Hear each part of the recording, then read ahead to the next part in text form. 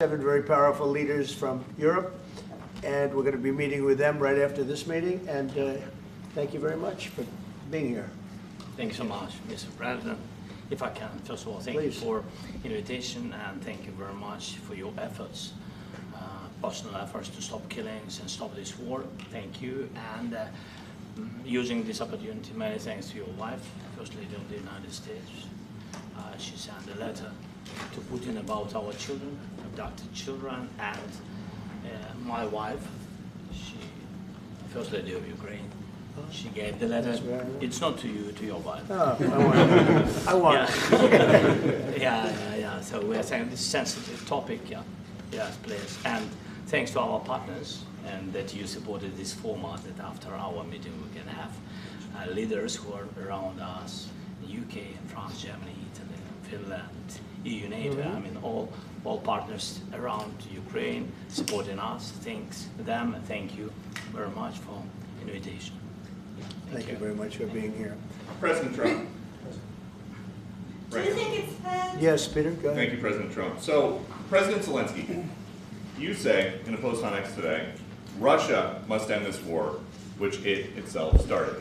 President Trump, you say President Zelensky of Ukraine can end the war with Russia almost immediately if he wants to. Which is it? Yeah, I think that's true. I think we're going to have a meeting. I think if everything works out well today, we'll have a trilat.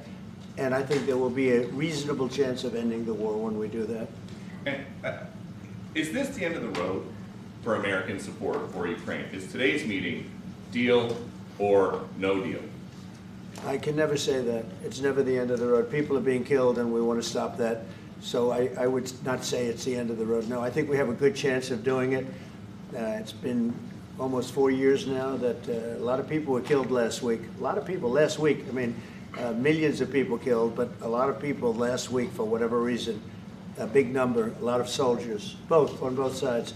And I know the president, I know myself, and I believe Vladimir Putin wants to see it ended. And as you met with Putin on Friday, today you've got President Zelensky here. As you listen to Russia and Ukraine, which side has the better cards? Well, I don't want to say that. I'm just here to be, look, this isn't my war. This is Joe Biden's war. He's the one that had a lot to do with this happening, and we want to get it ended. And we want it to end good for everybody. We want it to end good. The people of Ukraine have suffered incredibly. And to that point, President Zelensky, are you prepared to keep sending Ukrainian troops to their deaths for another couple years, or are you going to agree to redraw the maps? Thank you for your question. So, first of all, we live under each day attacks. That today have been a lot of attacks and a lot of wounded people, and the child was dead, small one year and a half.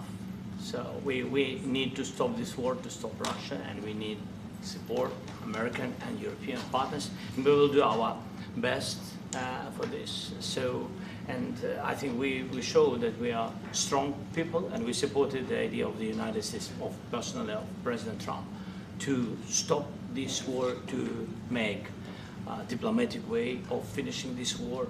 And we are ready for trilateral, as President said. This is a good signal about trilateral. I think this is very good. Thank you. Mr. President,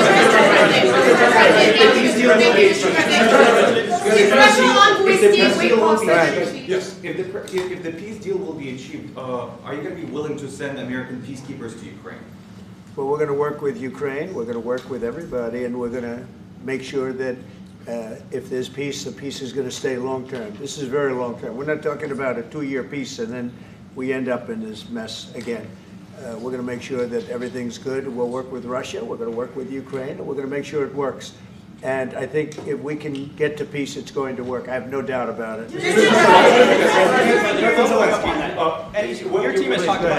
Your team has talked about security guarantees. Could that involve U.S. troops? Would you rule that out in the future? We'll let you know that maybe later today. We're meeting with 7 great leaders of great countries also, and we'll be talking about that. They'll all be involved, but there'll be a lot of help. When it comes to security, there's going to be a lot of help. It's going to be good. They are first line of defense because they're there. They're Europe. but we're going to help them out also. We'll be involved. We're gonna have Mr. President, Vladimir Putin mentioned that the war will not end without addressing the root causes of this war. Have you had an understanding what are the root causes of this war? Well, look, the war is going to end. When it ends, I can't tell you, but the war is going to end, and this gentleman wants it to end, and Vladimir Putin wants it to end. I think the whole world is tired of it, and we're going to get it ended. It was, you know, I've done 6 wars. I've ended 6 wars, and I thought this maybe would be the easiest one, and it's not the easiest one. It's a tough one. A lot of reasons for it, and they'll be talking about it for a long time, but they'll be talking about the others. Look, India, Pakistan, we're talking about the big places. When you look at, you just take a look at some of these wars. You go to Africa and take a look at that. Rwanda and the Congo, Republic of the Congo. That's been going on for 31 years. And so we've done a total of 6, and we really have 6, not including the fact that we obliterated, and it turned out to be a total obliteration, the nuclear, as you said, the future nuclear capability of Iran. And this one, I think we're going to get solved also. I feel confident we're going to get it solved. Like guarantees or like special envoy put forward. Thank you, Mr. President. Can you tell us about your conversations with European leaders and what they need to see to support an end to the war? Yeah, well, we're going to be meeting with a great representative group and 7 very powerful, very big countries, and great people, all friends of mine and friends of yours. And we're going to have some suggestions made. They want to see peace. They would like to see peace. President Trump, when did Russia you said last In night the red, in the red. President Trump, do you think it's fair to, for Ukraine and for Russia to achieve a lasting and durable peace if Ukraine cedes its territories that Russia hasn't yet conquered? Do you think it's a fair peace for Ukraine? We're going to have a lasting peace. Just to answer the first part of your question, we're going to have a lasting peace. I hope it's going to be immediately. I hope it doesn't have to go on. And I think people of the whole world is going to be very happy when that's announced. Just Yeah, a please. follow-up. Mr. President, you posted on social media, Mr. President, a very touching letter from the First Lady, and the letter was hand-delivered to President Putin, and it calls for an end to the war, essentially, because of the children and the children's future. Why did the First Lady feel that letter was necessary? Was it because she believes that Mr. Putin is the aggressor in the war? Is a similar letter being hand-delivered to President Zelensky? So the First Lady felt very strongly. She's watched the same thing that you watch and that I watch. I see things that you don't get to see, and it's horrible.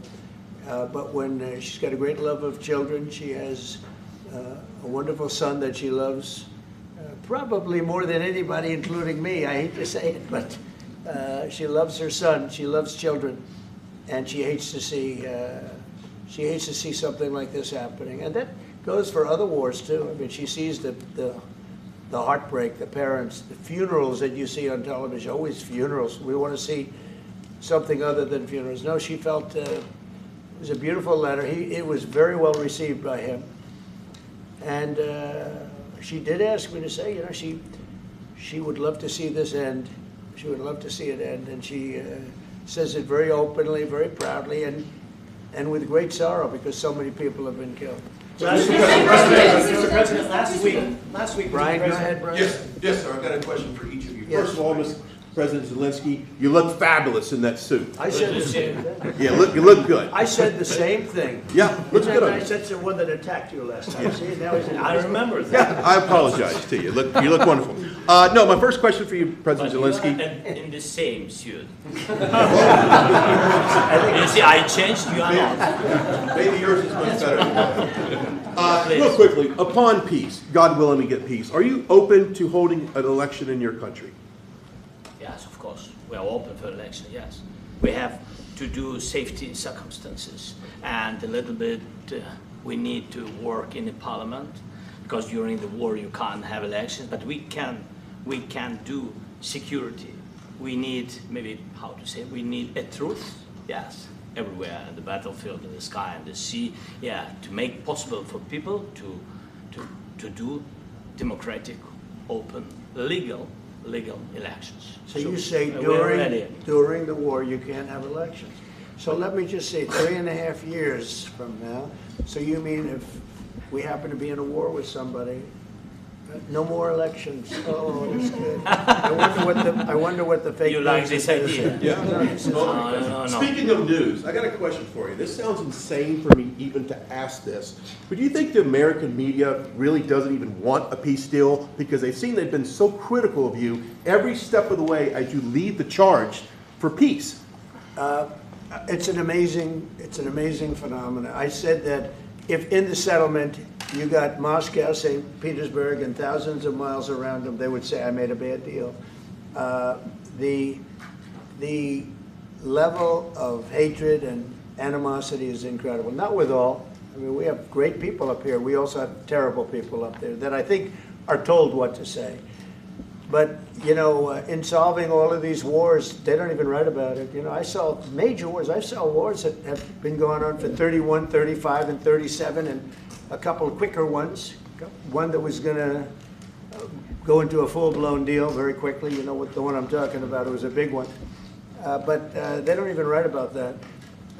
No matter what I do, no matter what, and you know, this is not anything to do with you. It's probably to your advantage in a certain way. But no matter what I do, no matter what deal I make, from my standpoint, you'll come out good. Maybe President Putin will come out good. But they'll say, Trump was absolutely horrible. It's just that, and I've lived with that for a long time. I've lived with it since just before the first election. I used to get great publicity. Now I get the worst publicity anyone's ever gotten in office, but I won in a landslide, so that people understand. They're the only ones that count, ultimately. But I've also had great reporters. I've had journalists that are very good. But it's very sad when you do the right thing. As an example, they said, because of the fact that Vladimir Putin came to American soil, this was a tremendous defeat for Donald Trump. No, it was really wonderful that he did it. It was a hard thing for him to do, to be honest with you. It was the opposite of what they said, but they said it. Now, if he didn't come, they'd say that was also bad for Trump. You know, there's no way. And there's just a great dishonesty of the press, and I think that's why it's lost its credibility. You know, its credibility is at an all-time low. We have a thing going on right now in D.C.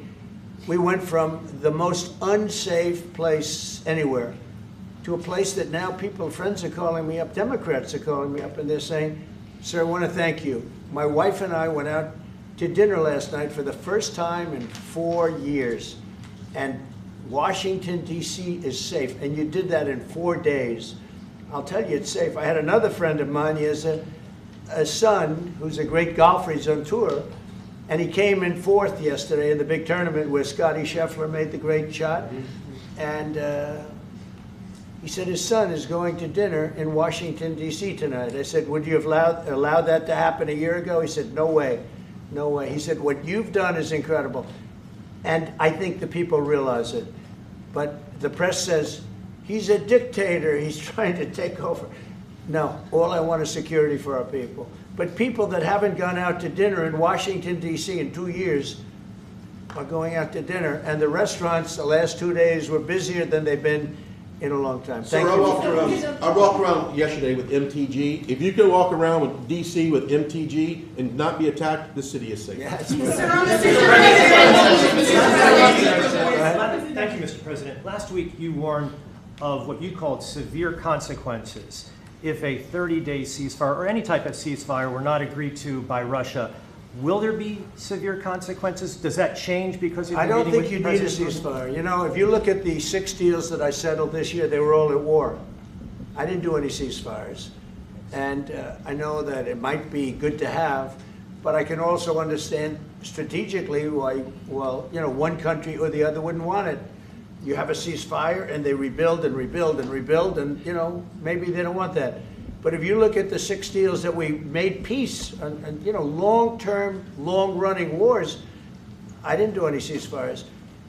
Would I like the concept. You know, I like the concept of a ceasefire for one reason, because you'd stop killing people immediately, as opposed to in 2 weeks or 1 week or whatever it takes.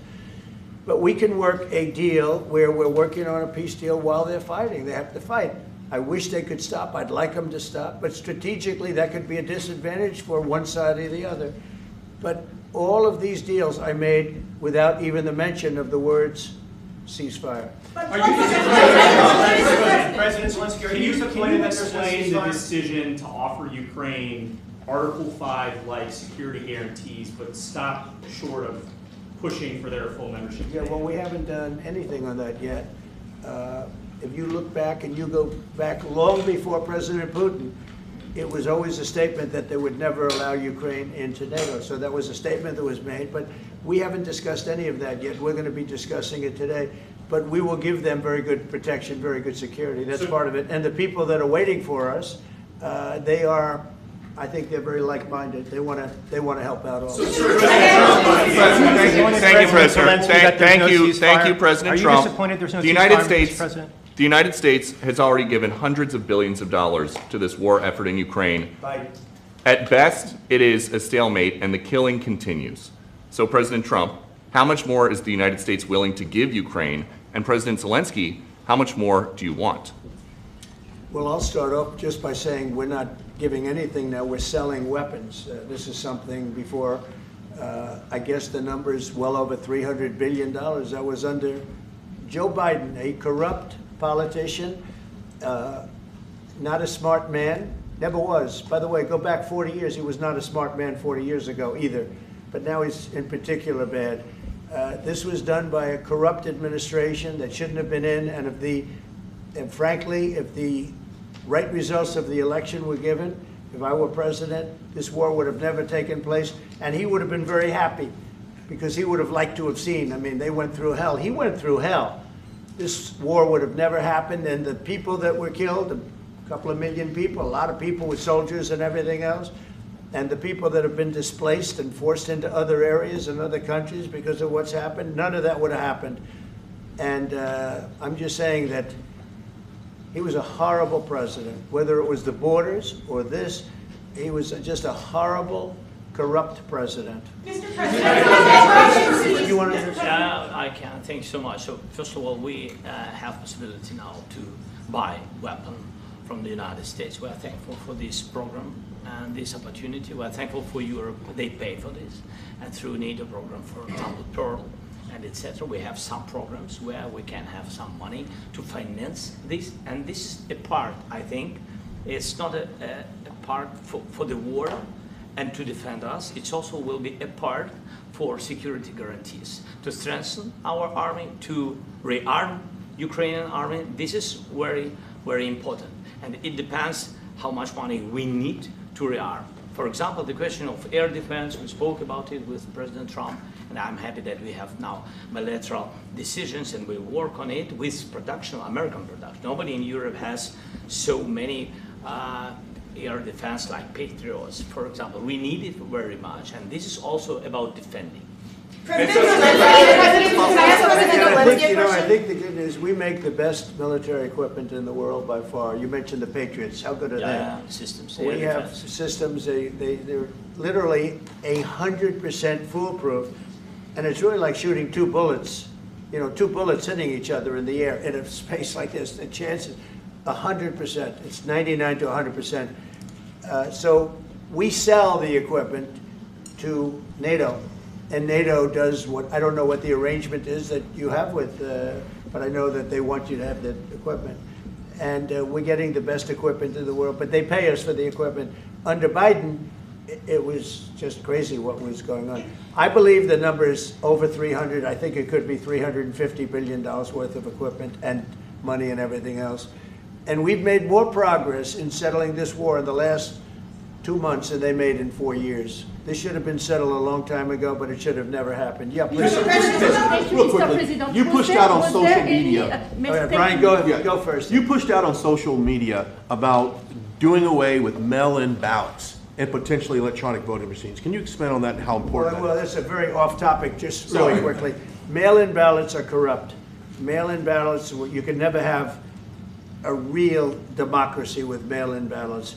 And we, as a Republican Party, are going to do everything possible that we get rid of mail-in ballots. We're going to start with an executive order that's being written right now by the best lawyers in the country to end mail-in ballots because they're corrupt.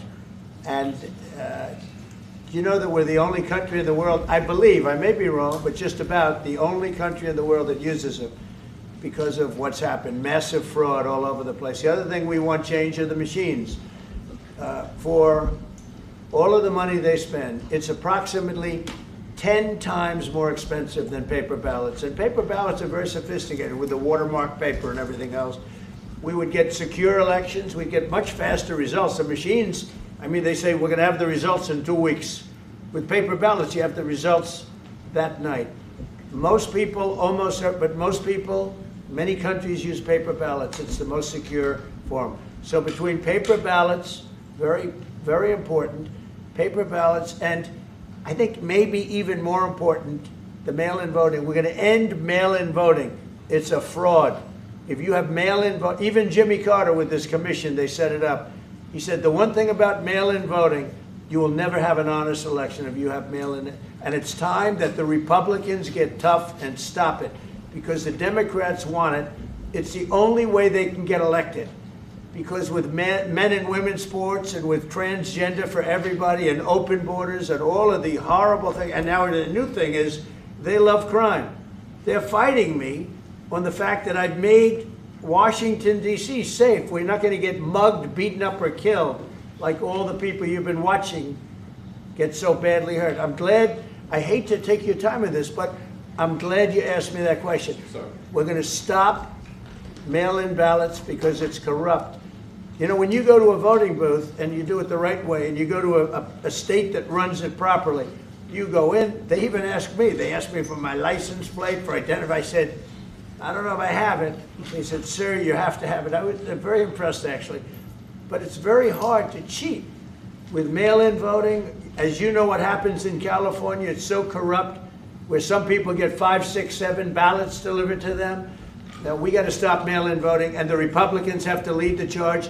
The Democrats want it because they have horrible policy. If you have mail-in voting, you're not going to have many Democrats get elected. That's bigger than anything having to do with redistricting, believe me. And the Republicans have to get smart. We're not going to have a country. I said for a long time at rallies, you need borders and you need free and fair elections. Those two things, otherwise you don't have. We have strong borders now. In 90 days, Mr. President, we didn't have 1, 0, 0 in 3 months. Not one person came in illegally into our country. In fact, even I find that hard to believe, but it's run by a little bit of a liberal group that put out the numbers, so I guess it's, but 0, 0, and 0. You go back a year ago, 2 years ago, 3, millions of people poured into our country. It was terrible. Thank you very much. What security guarantees do you need from President Trump to be able to make a deal? Is it American troops, intelligence, equipment? What is it? Everything.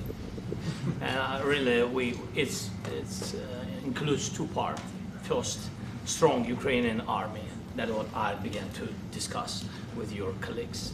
And it's a lot about weapon and then people and training missions and intelligence. And second, we will discuss with our partners. It depends on the big countries, on the United States, on a lot of our friends. And Mr. President, are you willing to commit American troops to that NATO-like protection in order to get President Zelensky to a deal today? Well, I don't know if you define it that way, but NATO-like, I mean, we're going to give, we have people waiting in another room right now. They're all here from Europe, biggest people in Europe, and they want to give protection. They feel very strongly about it, and we'll help them out with that. I think it's very important. I think it's very important to get the deal done. You've been involved with the peacekeeping in Ukraine since your first day in the administration.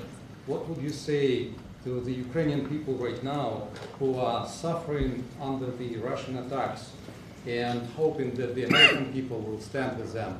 Well, I know Ukrainian people. I've known many over the years. They're great people. They're smart. They're energetic. They love their country. I mean, they love their country, and we want to get this war ended. That's all I can do. I love the Ukrainian people, but I love all people. I love the Russian people. I love them all. I want to get the war stopped. Very important. Mr. President, was there any aspect of your discussion with Vladimir Putin that left you disappointed? Look, we just spoke to, I was just telling the president, I just spoke to President Putin indirectly, and we're going to have a phone call right after these meetings today. And we may or may not have a trilat. If we don't have a trilat, then the fighting continues. And if we do, we have a good chance. I think if we have a trilat, there's a good chance of maybe ending it. But he's expecting my call when we're finished with this meeting. Thank you very much, everybody. Thank you, guys. Thank you, guys. Let's go right on top. Let's go, guys. Thank you, press. Let's go. Move. Come on, guys. Let's go. Thank you, guys. Thank you, press. Thank you. Keep moving. Thanks, guys. Thank you. Keep moving quickly. Let's go. Thanks, guys. Keep moving.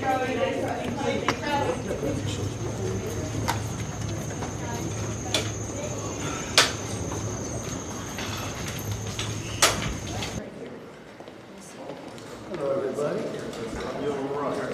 Now understand.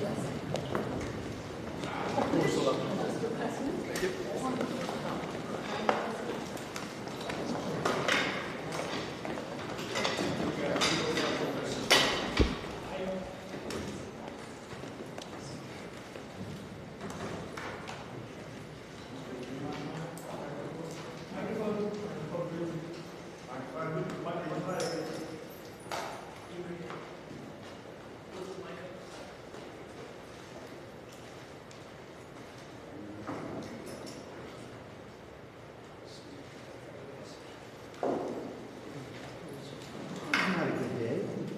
That was not a great day.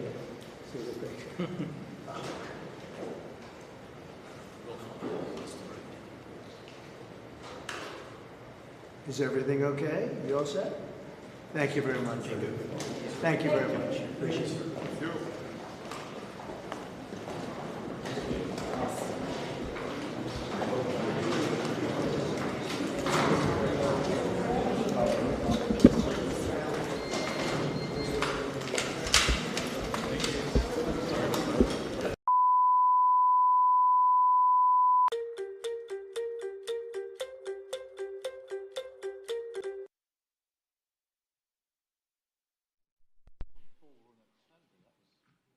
It's going to be, I'll tell you, but it's going to be fantastic.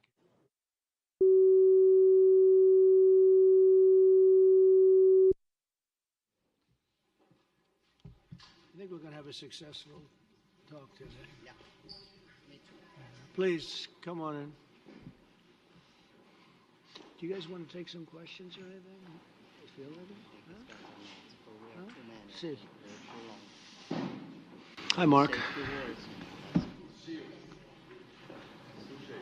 Yeah, good.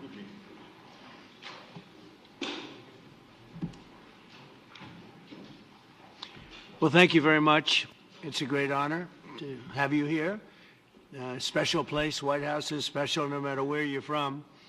Represents so much, and it really is beautiful. And thank you for all of the wonderful things that took place today. We've had a very successful day thus far. Important discussions as we work to end the killing and stop the war in Ukraine. We're all working for the same goal, very simple goal. We want to stop the killing, get this settled. I've just had the honor of being with President Zelensky and all of the discussions that we've had. We covered a lot of territory, and I spoke indirectly with President Putin today. We're going to call President Putin right after this meeting. I'm sure we're going to have a solid meeting, good meeting, maybe a great meeting, and we're going to try and work out a trilat after that and see if we can get it finished, put this to sleep, because this is not since the Second World War has there been anything like this. So I'm honored to welcome NATO Secretary General Mark Rutte, who's a great gentleman, great political leader in Europe generally, but now he's the NATO Secretary General, and you're doing a fantastic job. Thank you very much, Mark. Prime Minister Starmer of the United Kingdom, our friend and my friend, and doing really well. And people like him a lot. We all like him. Everyone knows President Macron of France, who's been with me from the beginning, one of the first people I met as a foreign dignitary, and I liked him from day one. And I like him even more now. That's pretty good. That's unusual. That's a pretty unusual thing. Prime Minister Meloni of Italy, who's a really a great leader and an inspiration over there. She's served now, even though she's a very young person, she's served there for a long period of time relative to others. They don't last very long. You've lasted a long time. You're going to be there a long time. Chancellor Merz of Germany, who is a very strong person and a very strong leader and very highly respected in Germany. And he's my friend, and it's an honor to have him as my friend. Thank you very much. Very good. You look great with your tan. Where did you get that tan? I want to get a tan like that. President Stubb of Finland, and he's somebody that, where are we here? Where? Oh, you look better than I've ever seen you look. But you've done a great job, and we wanted to have you here because you're somebody that we all respect. And you've had a lot to do with the success, I think, and the potential success. And thank you very much for being here. We appreciate it. And the President of the European Commission, Ursula von der Leyen, who is somebody that we just made a big deal with all of those countries. I don't know. I think you might be more powerful than all these guys at this table. I don't know. But we had a great negotiation, and you're respected all over the world. So I want to thank you very much for being here. It's a great honor to have you.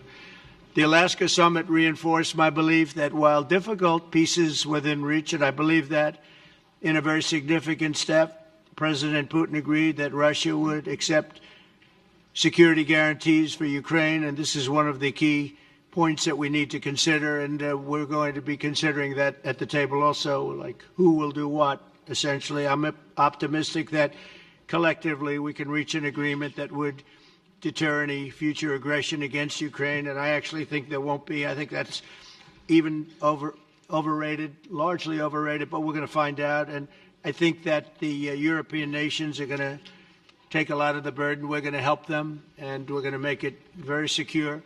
We also need to discuss the possible exchanges of territory, taking into consideration the current line of contact. That means the war zone, the war lines that are pretty obvious, very sad, actually, to look at them. And negotiating positions. President Putin, also, you have President of Ukraine, who is, you just met a little while ago, and we're going to try and get a three-party meeting, maybe as soon as we can. And I have a feeling you and President Putin are going to work something out.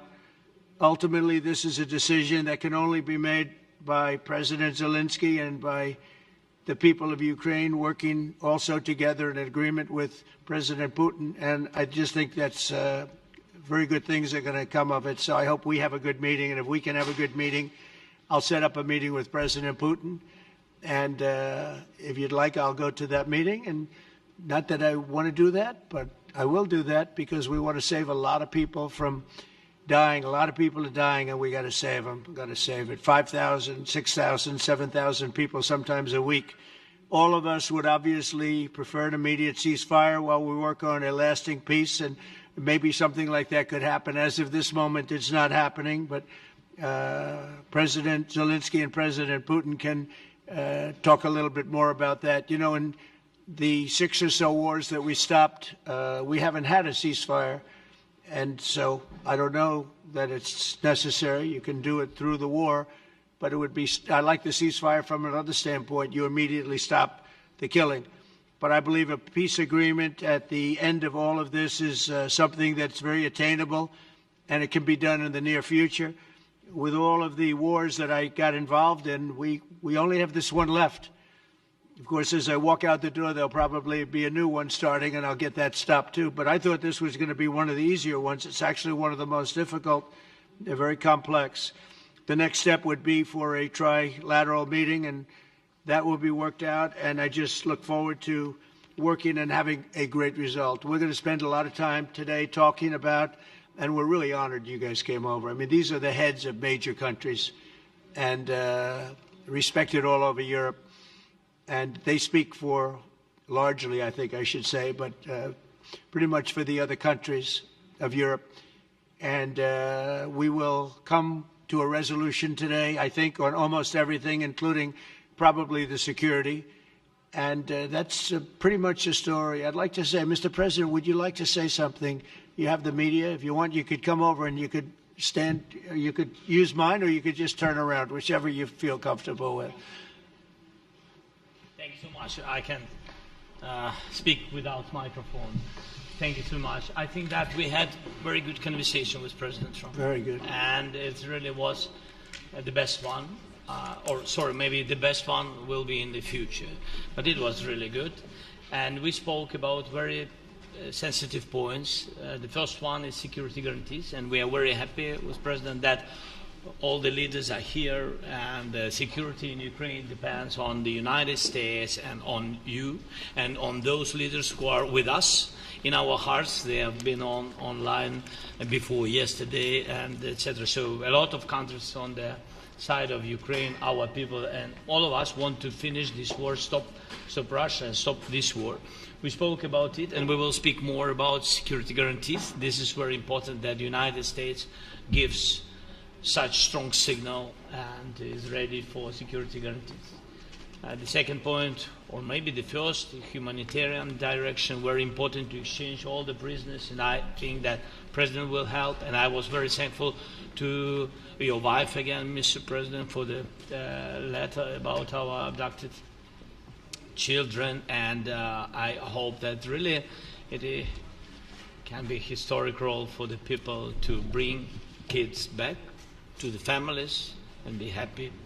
Get the people back, yeah. Yes, this is so important, and I'm happy that we discussed it, this track with the President Trump, and I hope that we will find decisions.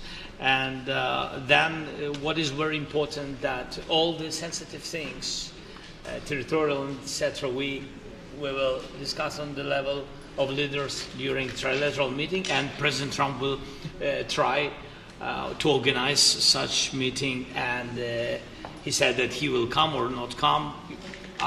Ukraine will be happy if you will both participate. want me there, I will be there. Yeah, thank you. And I think this is very important. Yes, so security guarantees, bringing kids back, and all our people, not only warriors, first of all warriors, and all the civilians, journalists, a lot of people in prison. So we need them back. And guarantees which will work for the years. We spoke about it, and I showed the President a lot of details on the battlefield, on the map. Thank you so much. Thank you for the map, by the way. Good map. It was great. Yeah. I'm thinking how to take it back. We'll get you. No. I think that we had constructive, specific meeting, and I'm very thankful to all the leaders who are here, and you help a lot. And so we are happy that we have such big unity today. Thank you, Mr. President. Thank you very much, for hosting us. Mr. President. And I think you'll see that President Putin really would like to do something else. I think when we set that up, when we do, I think it's going to be when, not if. I think you're going to see some very really positive moves. I know there's over 1,000 prisoners, and I know they're going to release them. Maybe they're going to release them very soon, like immediately, which I think is great. But we're going to set that up today after this meeting. So very good and great remarks. I appreciate it. Mark, as head of NATO, maybe you could say a few words, please. Yes, I will be very brief. I really want to thank you, President of the United States, dear Donald, for the fact that you, as I said before, broke the deadlock basically with President Putin by starting that dialogue. And I think it was in February that you had the first phone call, and from there we are now where we are today. And that is, I think, if we play this well, we could end this. And we have to end this. We have to stop the killing. We have to stop the destruction of Ukraine's infrastructure. It is a terrible war. So I'm really excited. And let's make the best out of today and make sure that from today onwards, we get this thing to an end as soon as possible. I really want to thank you for your leadership, what you are doing for Volodymyr, but of course also all the European colleagues. It is really crucial. And the fact that you have said, I'm willing to participate in the security guarantees is a big step. It's really a breakthrough, and it makes all the difference. So also thank you for that. Well, NATO also has agreed from 2% to 5%, which is something that is a massive amount of money. And it's 2% that wasn't always paid to 5% that is paid. That's a big difference. And so we appreciate that. That was a great move. Thank you very much. Ursula, maybe on behalf of the Commission, you could say a couple of words. Thank you very much. It's a pleasure to be here, and it's a very important moment. Indeed, we are here, Europeans, as friends and allies. We had a fantastic NATO summit. Together as the two largest and biggest economies in the world, we had the largest trade deal ever agreed. And now we are here to work together with you on a just and lasting peace for Ukraine. Stop the killing. This is really our common interest, stop the killing. And indeed, it's very good to hear that we're working on the security guarantees, Article 5 lies security guarantees, so important. But I want to thank you also that you mentioned the thousands of Ukrainian children that have been abducted.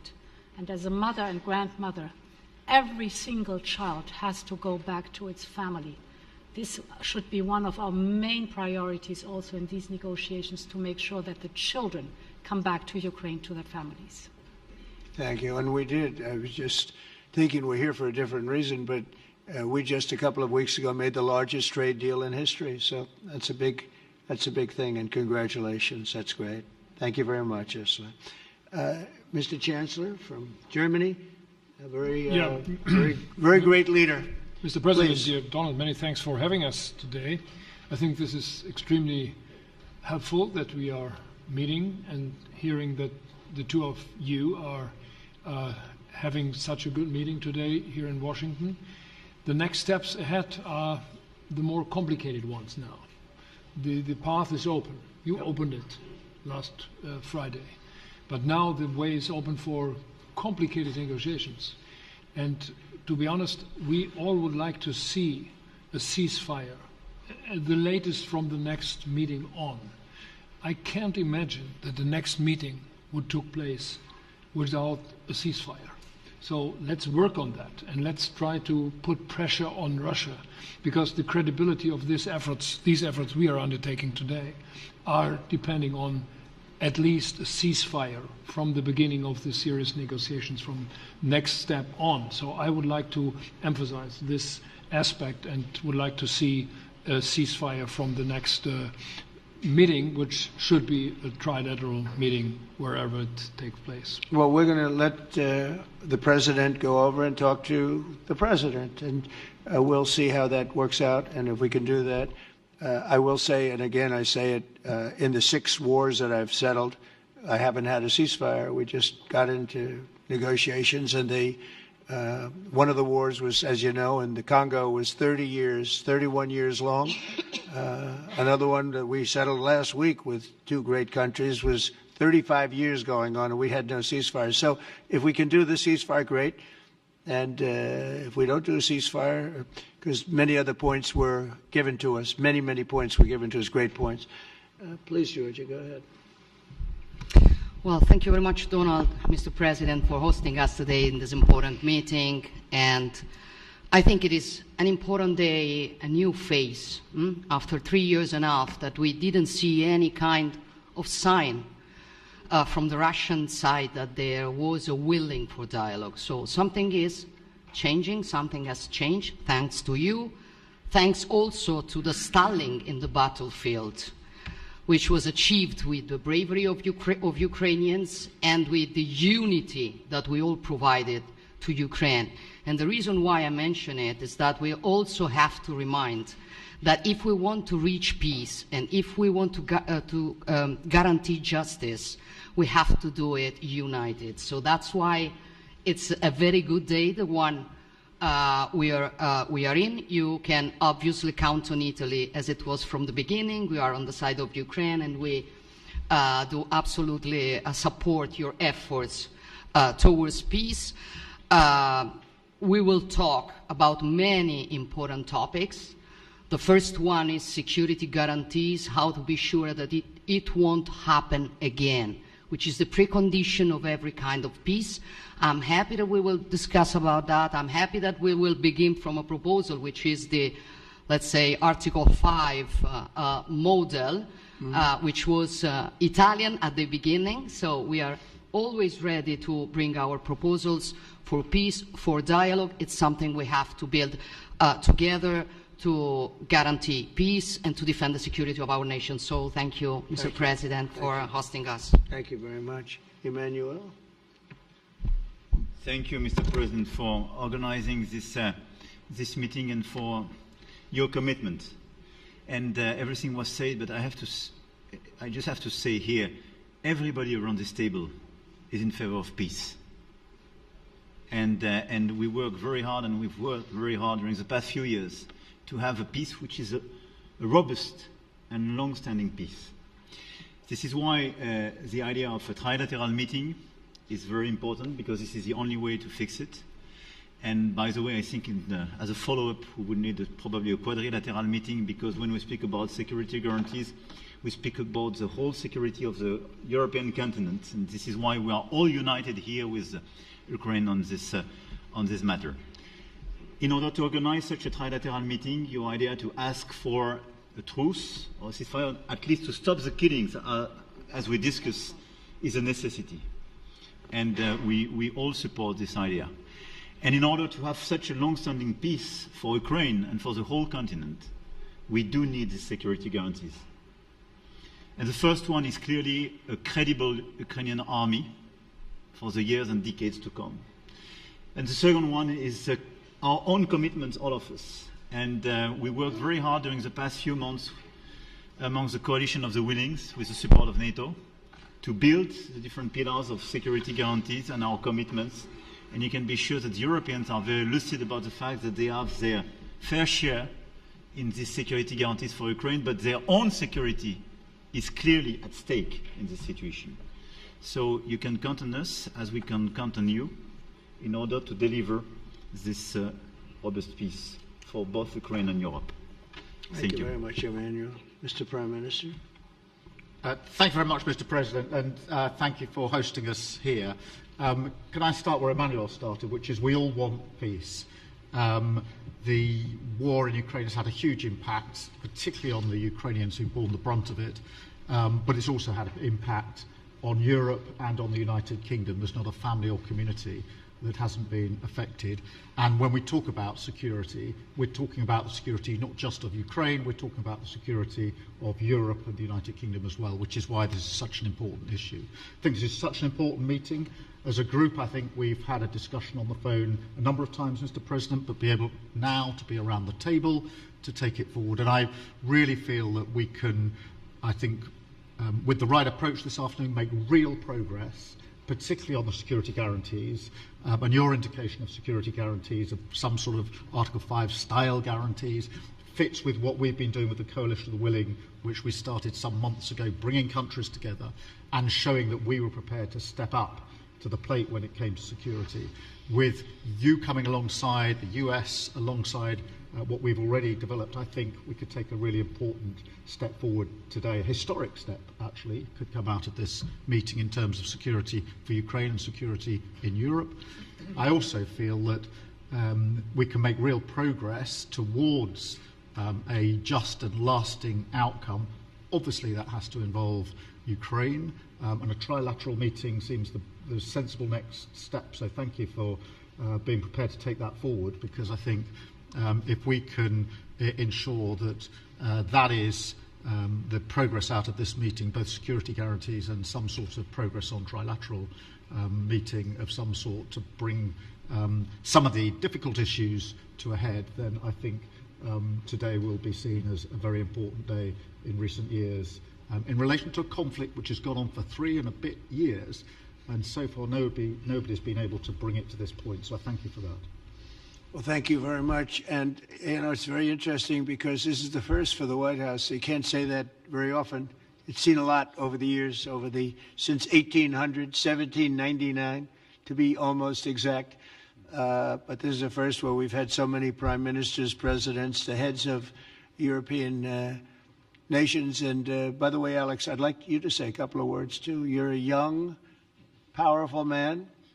Before I finish up, I want you to say a couple of words. Go ahead. I'll take the notion of youth back to my wife and try to convince her. Thank you very much, Mr. President. I think in the past 2 weeks we've probably had more progress in ending this war than we have in the past 3.5 years. And I think the fact that we're around this table today is very much symbolic in the sense that it's Team Europe and Team United States helping Ukraine. And the progress that we're looking out of this meeting is about the security guarantees, which are a big part of this. And then, of course, moving towards a process with the trilateral meeting with you and President Putin and President Zelensky. Some of the international media might wonder, why is the President of Finland here? I think the reason is probably that we might come from a small country, but we have a long border with Russia, over 800 miles. And we, of course, have our own historical experience with Russia from World War II, the Winter War and the War of Continuation. And if I look at the silver lining of where we stand right now, we found a solution in 1944, and I'm sure that we'll be able to find a solution in 2025 to end Russia's war of aggression and find and get a lasting and just peace. The situation is very difficult, but that's why we're here. Thank you, Alex, very much. Good job. So we're going to be meeting for a while, and we're going to discuss some of the issues. And I don't think there's any issue that's overly complex. It's at a point now where people want to do things. I really do believe. I've known him for a long time. I've always had a great relationship with him. I think that President Putin wants to find an answer too. And we'll see. And in a certain period of time, not very far from now, a week or 2 weeks, we're going to know whether or not we're going to solve this, or is this horrible fighting going to continue. We'll do our best to get it ended. And I believe you have two willing parties, and usually that's good news, but two willing parties that want to make a deal. And we'll journey together, and we'll go over, and we'll see if it can be done. And it's possible it might not be able to be done. On the other hand, it's possible it will, and we're going to save thousands and thousands of lives a week. And so it's something we really have to do. And, or at least we have to give it our best. It's all you can do. You can give it your best. But I think we may have a very good outcome. So I want to thank you all, and the media, I want to thank you. We're going to be staying here for a little while. Then we're going to walk over to the Oval Office, and we're going to have another little discussion about similar matters. And then they're going to go home to their great countries and report. And I'm going to remain here and work, and you're going to go and work. We're all going to be working we may be in a different location, but that's what we know how to do is work. But I want to thank the media. Has been actually very fair, generally speaking, very fair. I think it's important that they're fair because this is a very important subject. We have to get it ended. And so that's all we ask for is fairness with the media. Thank you all very much. Appreciate it. Thank you very much.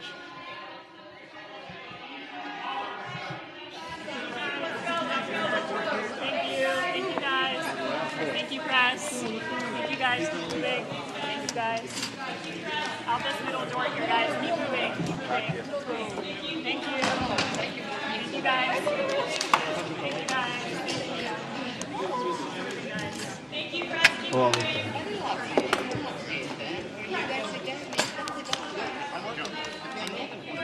He's a very good player, golfer. Yeah, I know. He went to college. But he says you He was- always win.